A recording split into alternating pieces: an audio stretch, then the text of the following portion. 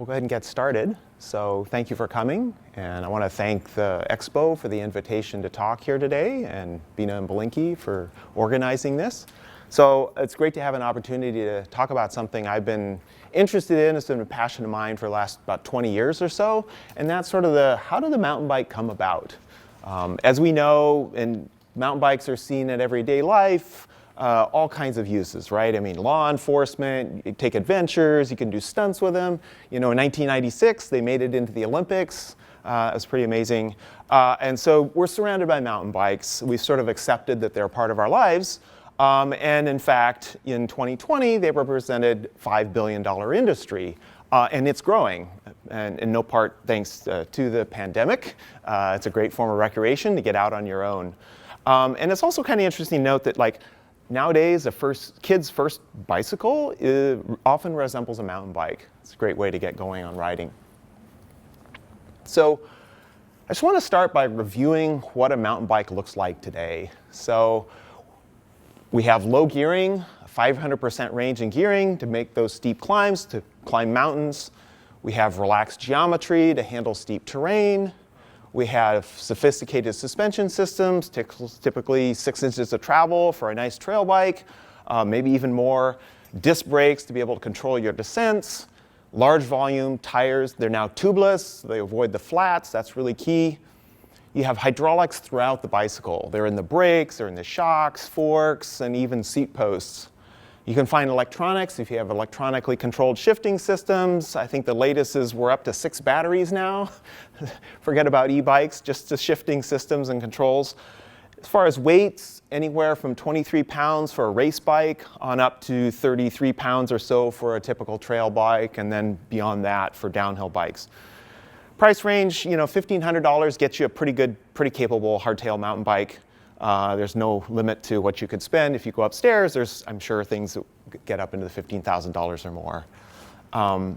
In terms of maintenance, wow, I mean, we're actually talking more frequently than your car when you think about just the number of hours that you need to have service on the hydraulics and so forth. So it's pretty demanding. And so you might ask, good grief, you know, how did we get here? How did we get to this point? And so that's what I want to try to answer today. So first question, who invented the mountain bike? Does anyone here know? Have ideas? Those guys in Marin. In Marin? Who trademarked it? Yeah, that's a good question. Maybe more than Yeah, so that's a tricky question. So there actually was someone that thought they trademarked the name mountain bike. Turns out they didn't actually end up their lawyer didn't end up filing the paperwork, so they actually were just acting as if it was theirs. But we'll get into that. But any names of people? Gary Fisher. Gary Fisher's a good name. Yeah. What's that? Charlie Cunningham. Charlie Cunningham. Yeah, so here's a few typical names. Joe Breeze, Charles Kelly, Gary Fisher, Tom Ritchie, Charlie Cunningham, and others. These are people, they were actually all, you know, based down in California, the Bay Area. Certainly some good names. What about this guy? Anyone heard of him? Damn, what's that bike? Yeah, wild bike. Colorful character for sure. Craig Mitchell.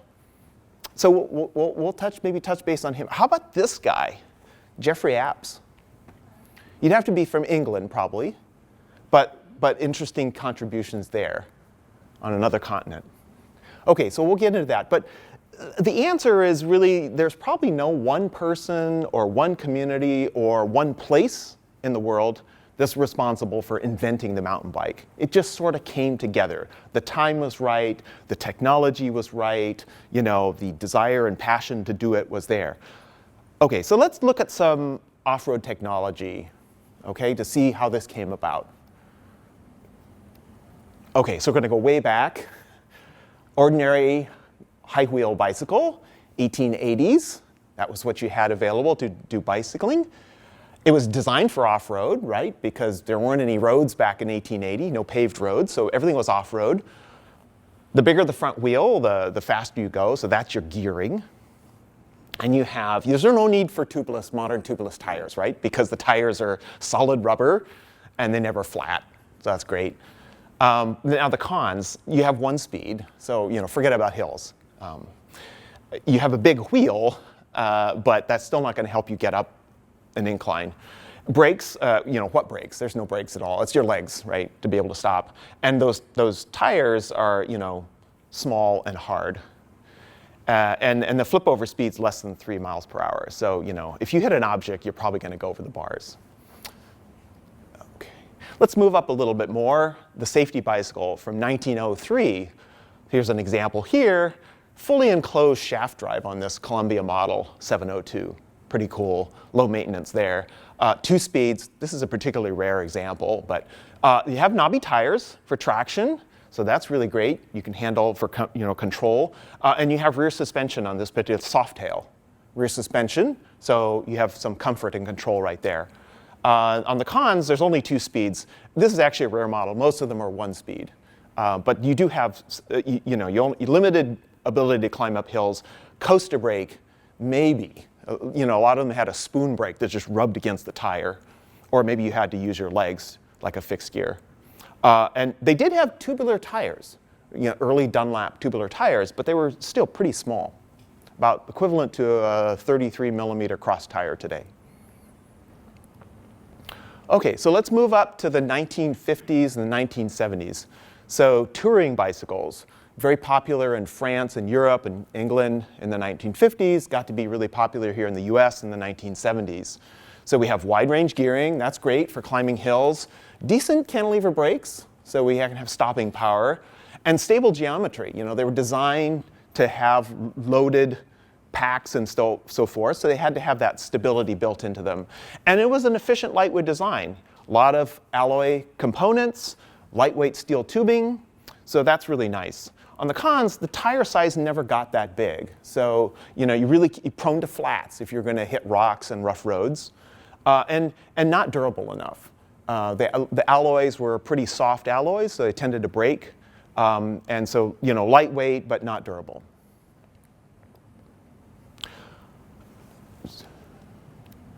Okay, how about bicycle motocross, BMX bikes from the 1970s? They became very popular. So the pros on this, you got knobby tires, that's great. You got quick geometry, they're meant for racing. Kids, so forth, racing really fast. Efficient lightweight design, typically TIG welded chromoly steel. Durability, obviously steel construction, so that's great. Cons, it's 1 speed, and usually on 1 brake, caliber brake in the rear, so it's not really great. You're not really intending to stop. And a small wheel size. So, if you hit objects on the trail, you're going to flip over.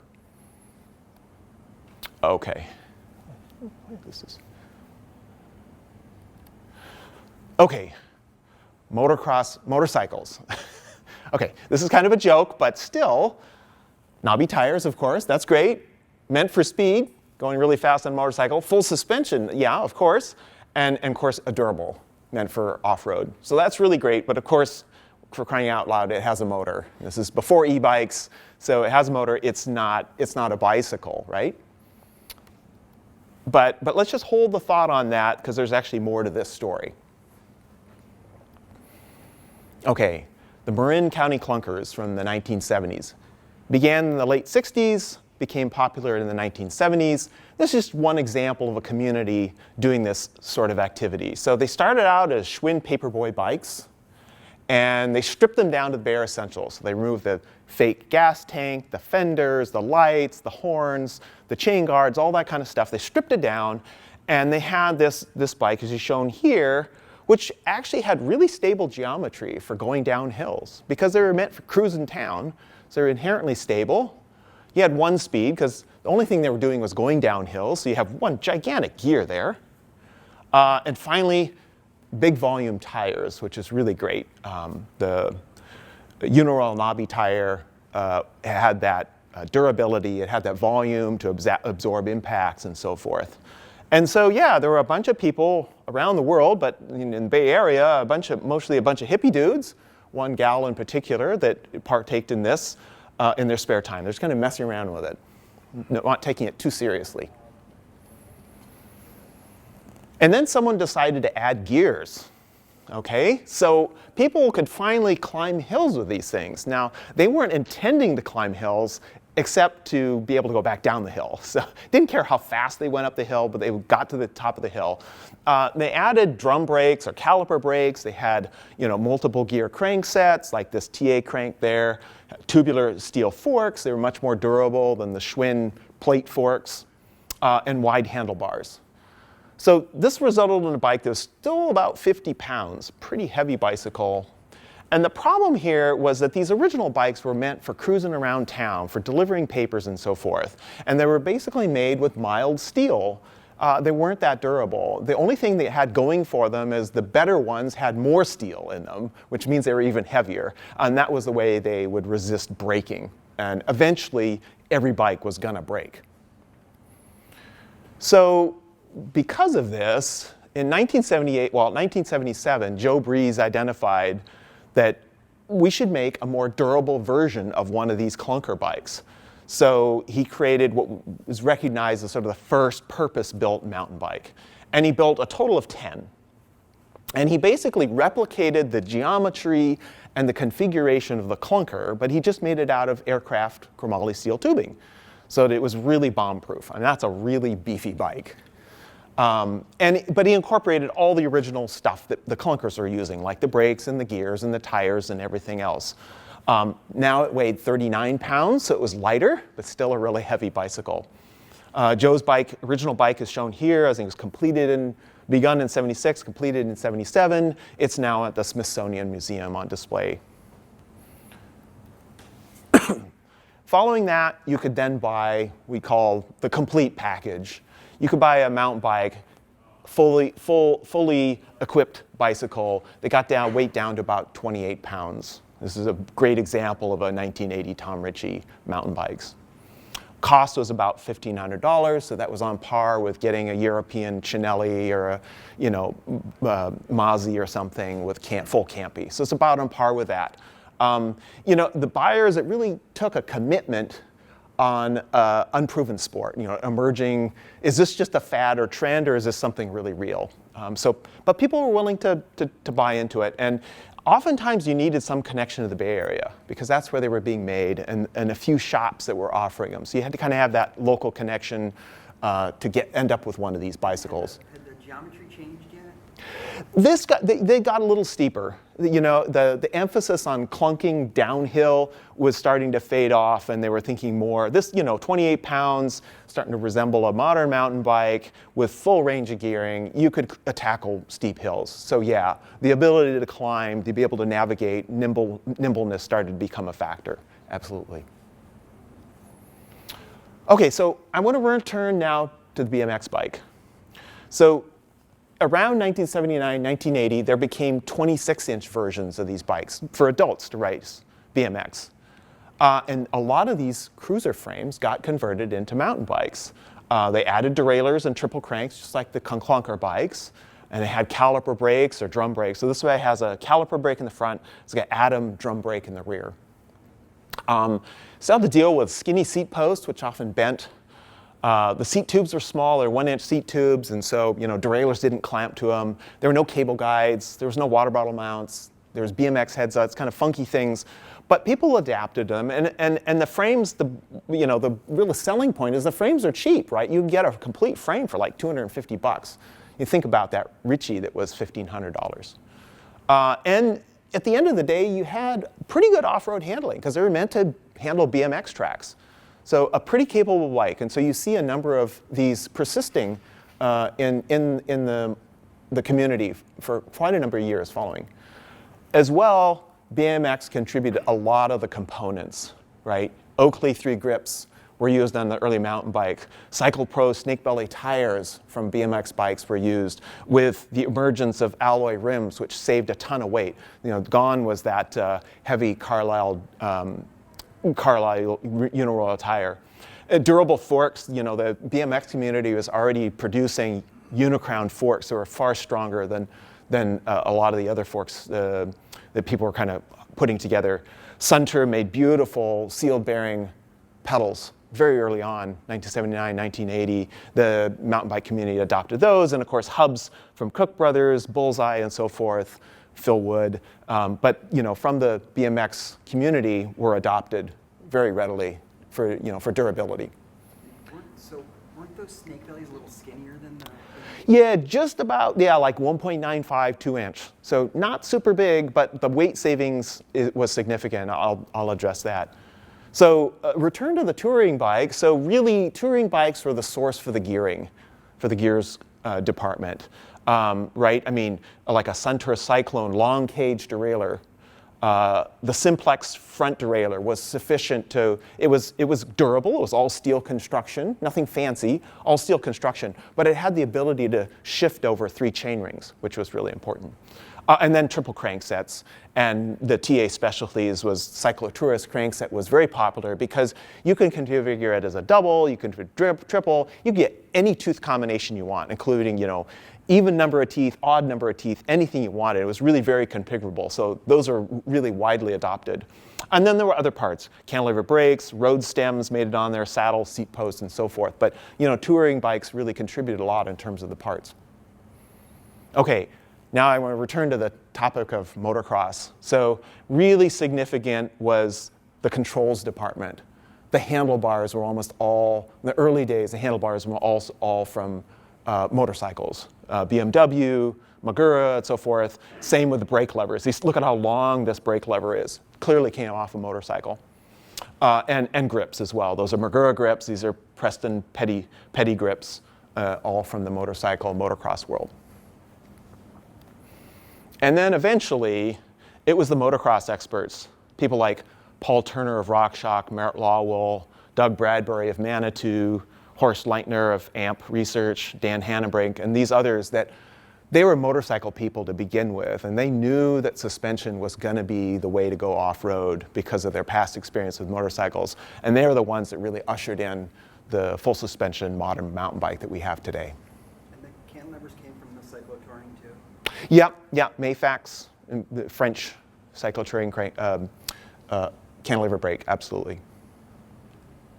Okay, so we get to the point where we have some commercialization. As I mentioned in the very beginning, the mountain bike's name was to be patented, trademarked by Gary Fisher and Charles Kelly. They didn't actually end up filing the paperwork. But anyway, they had the name mountain bikes. Notice that it's mountain bikes is one word, but with the B capitalized, and that was sort of the name of their company. And they offered Ritchie bicycles. They also sold other bicycles, but this I would call the Ritchie mountain bikes model. Merritt Lawwell, of course, on any given Sunday's fame as a motorcyclist, had his Lawwell Pro Cruiser, started offering those in 1978. About 600 of those were made. And then there were the first bicycles that were made overseas. So actually the first was actually Univega, East Coast brand. And they worked with Miyata in Japan to make those frames. And then I think maybe a month or two later, Specialized got in there with its stump jumper. And the significance is that the stump jumper cost $750 when the Ritchie cost $1,500. And of course, they had the ability to get them out into the marketplace. And then other people got involved, names that we recognize from our childhood, like Murray, Raleigh, Schwinn. And you look at these and you start to wonder, are they really mountain bikes? Would you really ride this off-road? Every one of these has caliper brakes. So not so great, some steel rims, not sure you can stop on them. Notice the bilaterals that look like the old Breezer. Just for looks, I think. I don't know, mild steel, I don't know if I would trust this for off-road riding, but what it demonstrates is that in 1980, 81, 82, these companies saw the potential for the mountain bike, that they needed to get them out to people, even if it was a few $100s and they only just rode bike paths with it. But there was obviously this identification by the bike industry that this mountain bike thing was really going to get popular. Okay, so that's the technology. And now I want to talk about the early off-road riding groups, because the people are really important. They're the ones that spread the word and said, hey, come join us on this cool new ride I'm doing. And spread the word and traveled to places and tried new places to ride, like going to Moab and riding Slick Rock and stuff like that. And so they're really important to kind of spreading the word of the gospel about it. So backing way up, the Buffalo Soldiers from 1896. This is about 20 African-American infantry soldiers out of Montana, and they took on about a 2,000-mile pedaling adventure on dirt roads, or no roads at all. And they were out there to try to show whether the bicycle was a capable substitute for a horse, because bicycles don't need water, they don't need food, and they don't need rest. This is a really amazing story, and I think there's somebody else that's giving a seminar where they're recreating this ride. So that's pretty cool. That goes way back. You get into the 1950s, and there was this group called Vélo Cross Club Parisien. It was about 20 riders outside of Paris, beginning in 1951, went for about 5 years. And it was an off-season activity, and they were basically doing cyclocross without any sort of limits. They were mostly using 650B touring bikes, and they were putting on moped suspension forks, and they had shifting and derailleurs and so forth. And they were taking them off all these jumps and kind of like a mountain bike short track race. Really pretty cool. Eventually they were inducted in the Mountain Bike Hall of Fame in 1999 for this pioneering activity. Where did the numbers were probably from motocross or something? There's plates or something? Yeah, right. Yeah. Right. And they probably had cards in the spokes, right? So yeah. But I mean, it's not like BMX existed. No. Yeah, it had to have been a motorcycle. Yeah. Okay, the Rough Stuff Fellowship. Have people heard of this? It's still around. So this is a British club dedicated to riding, pushing, and carrying their bikes over anything. And it's made up of sort of ordinary riders. They're not racers, but it's really like a rebellious, can-do spirit. And the quote is, doing hard things without making much of a fuss about it, right? They were dressed up for this kind of activity, and we're gonna, it doesn't matter how ugly the weather is and how deep the streams are, we're gonna make it through. And they mostly use touring bikes to do all of these activities. With the emergence of the mountain bike, they tended to kind of shun it. Like, we don't need that newer technology. We're gonna just keep doing it the way we do it. What's noticeable is that actually a number of US-based people joined the group, including John Finley Scott, Charles Kelly, and Gary Fisher. And they saw this kinship of, we're doing the same kind of activity. We're trying to figure out how to go, over land, go over rough terrain. So that's pretty cool. So this is what year is that? This is mountain bikes existed at this point. Well, they still exist. So right, so they got started in the 1950s, but yeah, by the time the 1980s came around. This is early as the 50s, right? Yeah, it's pretty early. Yeah, 54 or something like that. Yeah. Okay, going back to the U.S., Cupertino riders were known as the Morrow Dirt Club. So therefore, a sort of fearless leader, Russ Mahan, grafted derailleurs onto his 1930s bike, shown down in the corner there, in 1973. And he and a bunch of the club members showed up. They were from San Jose, so the South Bay, and they showed up in Marin at one of the cyclocross races with these bikes. Everybody else is on, European cyclocross bikes, and they showed up on these things. And, they were not fast, but when they're being there, they were impressed, the locals like Joe Breeze and Gary Fisher, when they saw these bikes that had derailleurs on them. Because at that point, in 73, the clunkers were a single speed, and they saw these guys with derailleurs, and like, oh my gosh, who were those guys? And then they disappeared for 20 years, It was just a pastime for them. They went back to the South Bay, and people didn't hear about them. But they inspired the derailleurs to be put on the clunker bikes. And that group that was inspired was the Larkspur Canyon gang of Marin. They had been doing these single-speed bomber bikes. They started out doing this as middle school kids in 1968, but they figured out how to bomb down, how to be downhillers, and make the most of these rudimentary bikes for like bombing down Mount Tamalpais. And they eventually had the mountain bike pioneers like Joe Breeze, Charlie Kelly, and Gary Fisher join them in kind of the second wave of this group. And they had a timed repack downhill that was kind of the first race event for mountain bikes. The repack names comes from all the grease melting out of your rear Morrow hub and having to repack it because of the extreme heat that it went through. I know people that have made what they call hub bacon, where you strap a piece of bacon around the hub and it gets so hot it cooks the bacon by the time you get to the bottom of the hill. Anyway, they were inducted in the Mountain Bike Hall of Fame in 2009 for their activities. All right, wait, so they were calling themselves Morrow after the Morrow? The Morrow Hub, absolutely. That was far and away, there were other hubs out there, the New Departure Hub and so forth, but the Morrow Hub was the gold standard in terms of durability and the ability to rebuild it really quickly and so forth, yeah.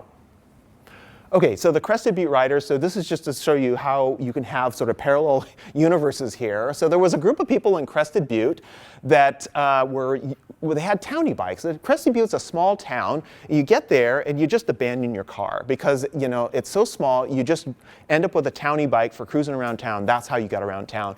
And they got this idea that, so there had been this group of Aspen motorcycle riders that were coming from Aspen over Pearl Pass to Crested Butte and then, ripping around town, raising hell. And the Crested Butte riders, like, we can do the same thing. We'll just do it on one-speed bicycles. Won't that be cool? And they went the other way. And they did that in 1976. And then in 1978, the California people heard about this, and they came out in 78 and joined them to do this thing. And it became a big event. Eventually, the ride got to be like 500 or so people. They had Jeeps and all kinds of support, kegs of beer and cookouts and all that kind of stuff. But it really shows, and a lot of people that joined that tour then went off to wherever they came from and spread the word. This is really cool, you should do this.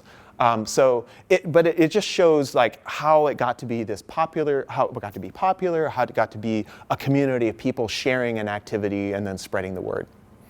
Okay, so I want to talk a little bit about some unsung heroes. So I mentioned Craig Mitchell in the very beginning. I was curious if anyone heard about him. So interesting character. He built unusual bicycles for sure. He built the number of bikes with these 20-inch wheels.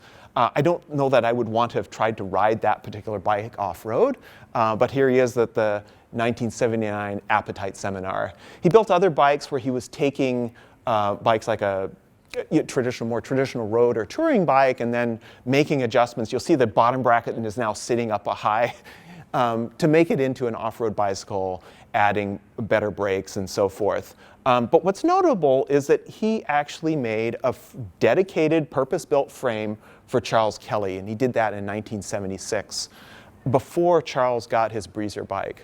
And so a lot of people don't remember or that's a story that really hasn't been told, that he had that vision. Charles asked for a bike, and he said, I'll do it from scratch.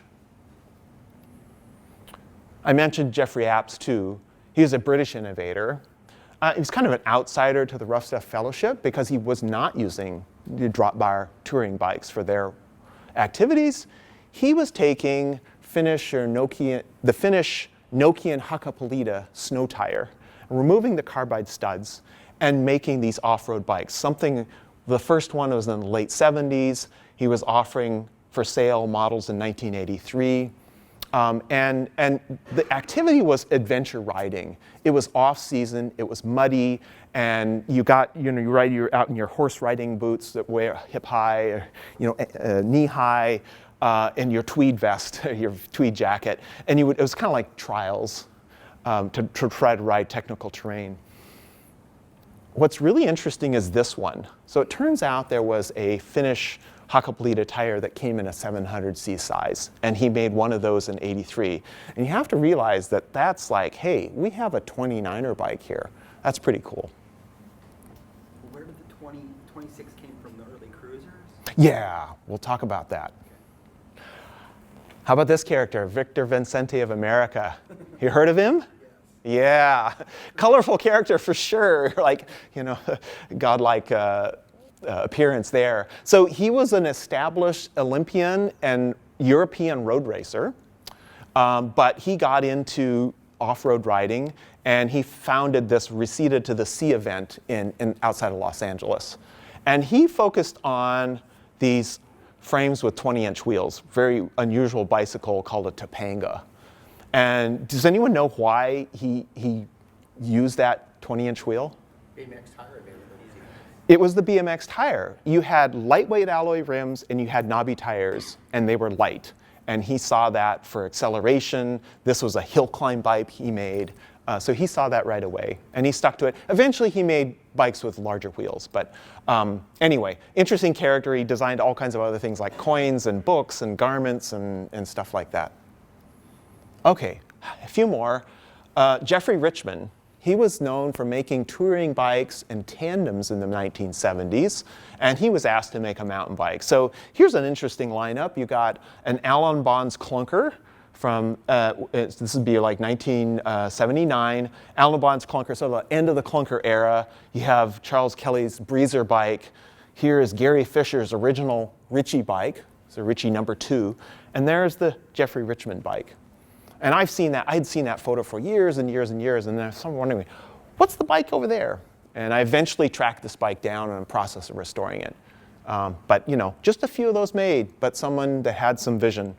A few others, this guy, Bob Crispin, modified Varsity, Schwinn Varsity. He put disc brakes on it. He put large range gearing on it. This guy, Rodney Rahm, I think it was the Midwest, from Ohio, he modified also a Varsity with drum brakes and so forth.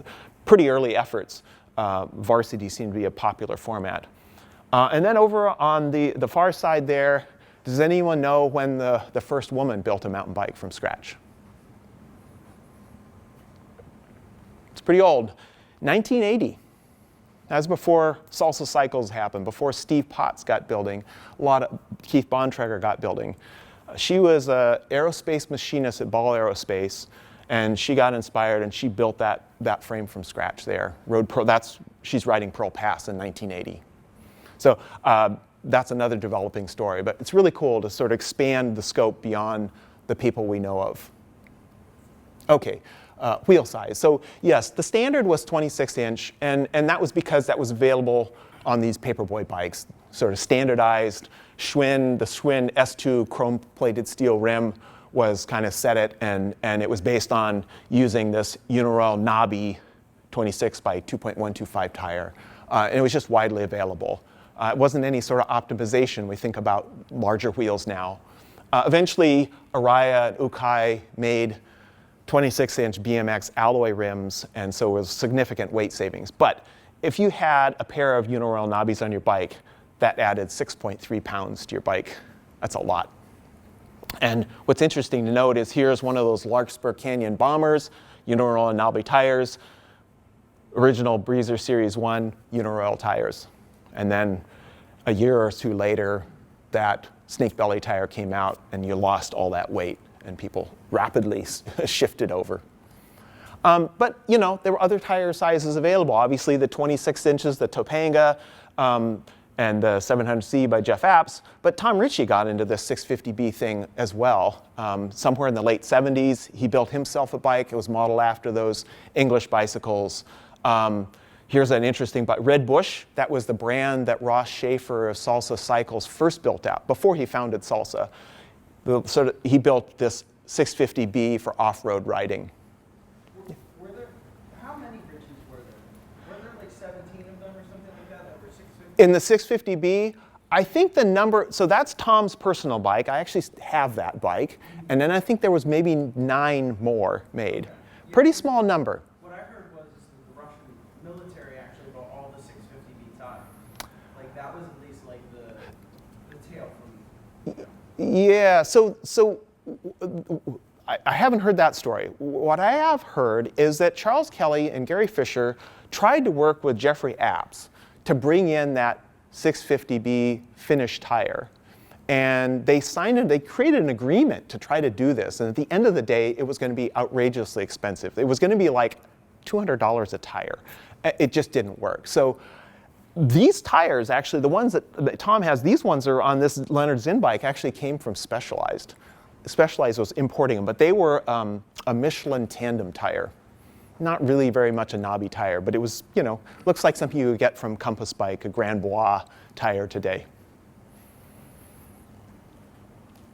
Okay, so the spirit of innovation. So really smart people got involved in the mountain bike in the early going. One of them, talking about aluminum frame construction, that's Charlie Cunningham. 1979, he builds this bike shown here. It's 23 pounds. It has a 1x drivetrain, the 38-tooth big cog in the back. and boost hub spacing. He was using wide hubs way back then. Very much a visionary. Tight wheelbase. This does not resemble a clunker bike in terms of geometry. It was meant for going really fast, very nimble. Sure, you can call it a gravel bike if you want, because it has drop bars, but he was mountain biking on it. Here's a picture of him riding in Crested Butte. Definitely a mountain bike. Composites and carbons came into play. Really unusual shapes and designs here, but it no longer constrained you to the strength of the diamond frame. So the design playbook is really open. You had large cross sections. You had unique damping characteristics to work with, and so forth. And they weren't inherently light. So this Trimble, I think the first ones were actually made out of fiberglass, not light. And then there was always a lot of worry about breakage. We take it for granted that all the carbon upstairs works really well and it's really durable and so forth. But most common was like aluminum bottom bracket shells breaking loose from the carbon, delaminating or breaking loose. So that's long been solved. And then titanium. One of the other speakers on this series is Gary Helfrich, who pioneered the use of titanium when he was at Fat Chance and then later founded Merlin. Lightspeed got on board and really ramped up the production capacity. It really ushered in the weight weenie era, because you had such a light frame, and you're like now trying to make all the parts just as light to make a complete bike. Flexy, of course, in the early days, but quite comfortable ride characteristics. One thing that's really interesting is that working with titanium is really demanding. You have to have a clean environment to do that fabrication. It really raised the bar. If you look at a typical frame shop, it's kind of a dirty space. Not so with titanium. It really needs to be clean. And so process control was really ramped up with that. And then you have the exotics. So, okay, titanium's really cool, carbon's really cool. If you combine them, it's got to be even better, right? It's got to be a better bicycle. and then there was this company, American Bicycle Manufacturing. They made a beryllium bicycle. That's crazy. We're talking, the asking price was $36,000 in 1990 or 89 or so. Current whereabouts is unknown. And really these bikes, they were so expensive. I think this frame kit was like $3,800. And they were just offered as frame kits. It was really a marketing tool. So you would see this bike in magazines, like, oh, I want that thing. You go into your local bike shop, they don't have it for sale, or it's just ridiculously expensive. And then you look over and there's a stump jumper. You're like, okay, I'll buy the stump jumper. So it was really a marketing tool. These companies didn't make any money selling these bikes. And then unconventional frame design. So here's a Tom Ritchie road bike from 1975 that I have. Beautiful construction and horizontal top tube, what you would expect. Is that a thread pinch bolt stem? Yeah, good observation. So it's not a threadless, it's a pinch stem. So there's a quill that's brazed into the steer of the fork. So you still have the threads for the headset, but then this knob sticks out and you can clamp it. Like the French constructor? Like a French constructor. And this is a great example. 1975, Tom was 19 years old when he made this bike. Yeah, and a super lightweight setup for sure. So then in 1989, Richard Cunningham was designing bikes like this Mantis Valkyrie. Also the Nishiki Alien was his design. Well, what was he trying to accomplish with that thing, with that bike? Does anyone know? I'm sorry. Getting over logs or something? Maybe, yeah. Chain slap reduction. Yeah, so there's elevated chain stay. So there's no chain stay there for the chain to wedge behind the chain rings, given that we have 3 chain rings. So that was it. So there are other 2 things is short rear end. So there's no chain stays in the way, so you could really tuck that rear wheel up tight for better climbing characteristics. And then he was taking a playbook, a lesson from the playbook of bridge design, that you have this superstructure, and how do you sort of spread it out using a collection of small tubes to try to make a more compliant bicycle. It also looked really cool and people really wanted to own it. So that is a Joe Breeze Height Wraith. And you can still buy. His son Tommy is still selling them. And so yeah, that's a dropper post. What's really unusual about this example is you notice there's actually a cable going to it.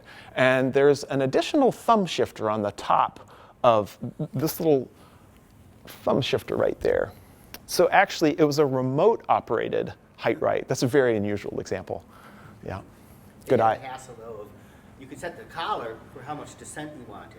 Yeah, it was kind of. When it popped up, it was never quite going to the same spot it was before. That's right, and it was not quite pointing forward either. Yeah. And then you'd relock the, yeah, so. What's available today is definitely better.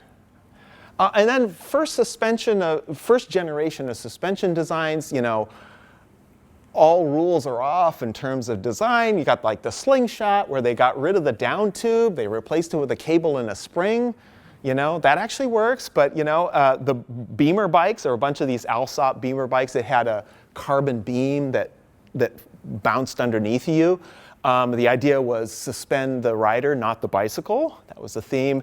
How about the Ibis bow tie? Really exotic. It was getting about 4 inches of suspension travel with no pivots. It's all a giant leaf spring.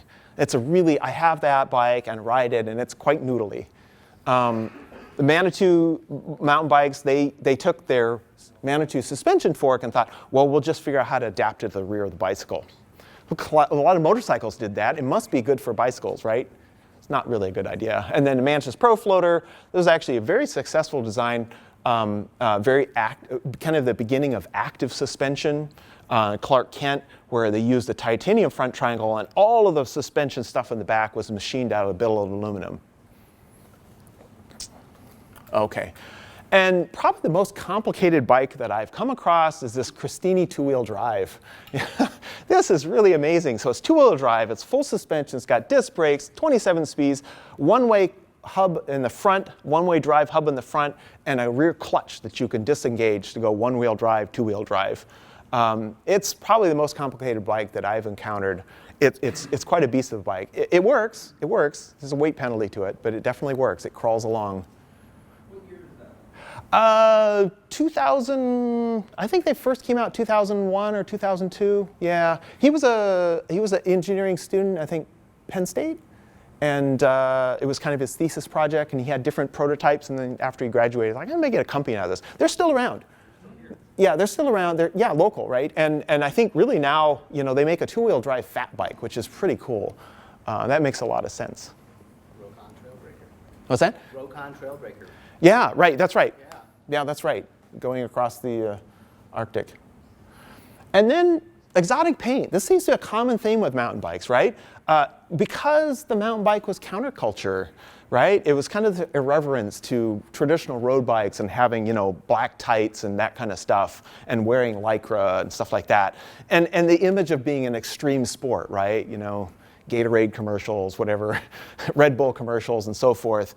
You know, drug use was probably involved as well, right? So, but it made it really fun, you know. It made it fun to own one of these bicycles. All right, so I think at this point, you know, these are bikes worth preserving. They've become museum pieces. These are some of the bikes that I've acquired. Values of course gone up significantly in the last 20 years, but they really are worth preserving, and for those of us that are involved in it.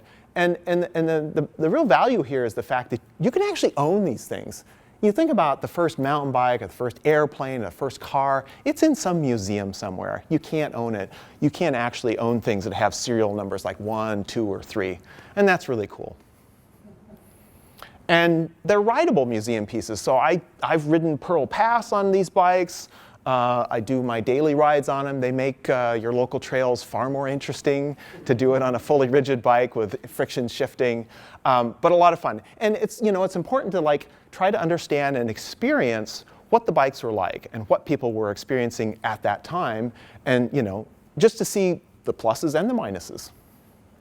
And racing them too. There's an event out in California every year, the Keysville Classic, where a bunch of us gather to race them. The Old Cabin Classic in Santa Cruz. A lot of fun to take these things out and mix them up with your friends and see what you can do.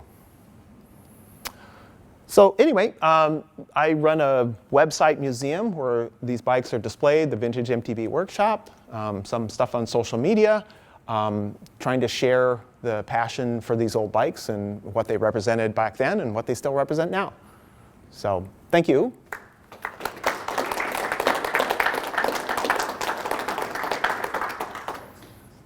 Happy to take questions. I think the BMX connection is interesting. Nobody, like the books I'm reading, no one's really talking about it much. I'm glad you're talking about it. Yeah, maybe because BMX bikes were kind of for kids, They were, you know? and the guys were basically roadies, right? Like they weren't, Yeah, they weren't- often roadies or motorcyclists, so yeah. I think there's even more though. Even like the riding, right? It got people in the dirt. It got kids hitting Well, jumps. It got. there were numerous BMXers that went on in the 80s to become. That's true. Yeah, that's right, yeah. That's true, yeah. Oh yeah, the riding skill transferred over. Yeah. Yeah. Tomac and. Yeah. Yep, Yeah. yep, Well, absolutely. it's funny, most of the guys, I grew up riding BMX, and almost everybody I ride with now also grew up riding BMX, because eventually we can't ride 20-inch bikes anymore. Right. Because it breaks our wrists and our backs, but you can ride a 29er with suspension. There you go. We bought those 80s mountain bikes and we didn't really know what to do with them, so we took them in the woods like BMX bikes. Yeah, right. Yeah, that's right. Yeah. Any other questions? Yeah. I know I can ask Gary later on the third one, but do you know what year about he started making the frames? Who? Gary Helfrich started making Oh, yeah, I think the first so it started at Fat Chance, about 86, I think. The first ones were, 86 or so, and there was, maybe half a dozen or so that they tried there and trying to convince, Chris Chance to get on board with it, and then they decided they should probably just do their own thing.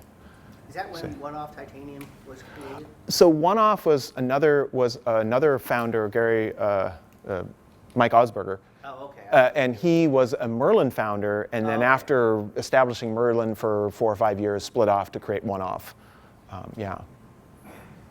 But yeah, there's that, for the East Coast, there's the Fat Chance connection, which spurred all of these. The other company that I think was Colorado that was early on that I thought was pretty interesting was Moose. They had, one of the interesting elements was the hose clamped on cantilever post mounts. Yeah. So you could vary on the fork or stays for different wheel diameters. That's right. Yeah, I have one of those. They call them Moots mounts and adjustable for wheel sizes. And the early bikes were steel, and he was really thinking about. So he got started with Source Saddle Cyclers in Steamboat Springs, Colorado, and they were on the route for the Bicentennial in 1976. So they had a lot of riders cross country, and obviously the popularity of touring bikes in the U.S. And so he saw a lot of riders come through. And he was thinking about a bicycle that was, right, you could be out on the road and like, what kind of wheel can I get in this bike shop? And that was the idea. So yeah, he had these adaptable bikes and dropouts that had adjustable trail, and yeah, pretty innovative stuff. Yeah. Okay. Oh, yes. Sorry, what's your opinion or knowledge on how models like the Ross Mount Hood fit into the earlier part of this content? Yeah. So Ross. Where are they in the market? Yeah. So first off, the Ross Indians mountain bike team was a big deal. They were really got established as a mountain bike team, where it was a manufacturer that was sponsoring riders, and they were. If you look at the early literature in the magazines, Ross was highly advertising, widely advertising, originating on the East Coast. But yeah, the bikes were made in Japan, top quality, probably made at the same facility as Miata, top quality, and it's about getting bikes out to people, right? I think the Mount Whitney was a quite nice example of a bike, chrome-plated, full DRXT. I had one. Yeah, weighed a ton, but yeah, it got people out there for a lot less than the Ritchie costs. But it was very heavily influenced by the road line as far as sizing went. Yeah, okay. 19 inches is the smallest. 19, yeah, we've come ways on sizing, yeah. Yeah, this is more of a cultural question, as you describe the history of mountain biking about being like the counterculture. At the time, are there any brands today that you think are continuing that tradition, or have it gone to other disciplines like gravel? Well, I think what I saw upstairs at the expo already is counterculture, and that's really great. But obviously, when you go into your Trek dealership, your Trek concept store, your Specialized concept store, it doesn't seem counterculture anymore. But yeah, I think the handmade community and this shows like this really feature that. And who knows what is exhibited on the show today will become a new trend, whether it's gravel bikes or whatever, right? And so that's always the possibility that new innovations will come out of shows like this. So, yeah. Can you dangle a carrot for part 2 and part 3? And maybe collect some of us to come back to those? Yeah, so I'm not totally familiar, but I know Drew of Engine Cycles is going to talk about geometry and how we got to the mountain bikes we have today. I didn't touch a little bit on head angles and stuff like that, but I think he's going to dig more into the technical of that. I'm not complete. Gary Helfrich, who is the founder of Merlin, worked at Fat Chance and clearly the titanium pioneer. And I honestly don't know if he's talking about. I think he's talking about materials, and I don't know if it's specific to titanium. But you can certainly ask him questions about titanium. He should answer your question. So yeah. And just to follow up on the Ross information, I think 76 Red K came in and was making frames for them. And so anything with like the professional name and typically anything that was fillet braised was American made. Typically Ishawada tubing was what he preferred from the history that I've read. Yeah, that's a good point. So there was the Ross Signature series, and it was these very high-end handmade bikes, custom-made bikes in the U.S. And he brought in other builders like Bill Stevenson from Seattle to build these frames. So, it was one thing I was talking about unsung heroes, and I should have because he was on the East Coast, but Jim Redkay made an aluminum mountain bike very early on. I think just one, but yeah, so some innovation there, definitely. So aluminum, yeah, absolutely. Yvon Barra and so forth, the French constructeurs were involved with welded aluminum and so forth. Recognize the fact that Gary Klein was making aluminum road bikes, in the U.S. before Charlie Cunningham made his mountain bike. In fact, Charlie was inspired to buy a Klein, and he was in the window of Sunshine Bikes in Fairfax, and then he's like, I think I'll make one. And so but the challenge was that people universally felt like aluminum was not suitable for mountain bikes, and that was the big risk that Charlie Cunningham took, because people really needed convincing. It's like, road bike, that's fine. Mountain bikes, no. So, yeah. That's why Klein tried to patent stiffness. You can't patent stiffness. You can't patent a trait of a material. Yes? Is your collection ever open to be viewed? Good question. So it's a private collection, and the website is the best way to share it with the world. As I say, there's quite a good amount of traffic. I've started putting bikes on display at the Pros Closet Museum, which is in Boulder, Colorado. Have a storage problem, but yeah, they're happy to take them and claim them as their own. So yeah. I was thinking about two, sort of proto. What about Janheim talks about the Japanese pass hunters a lot?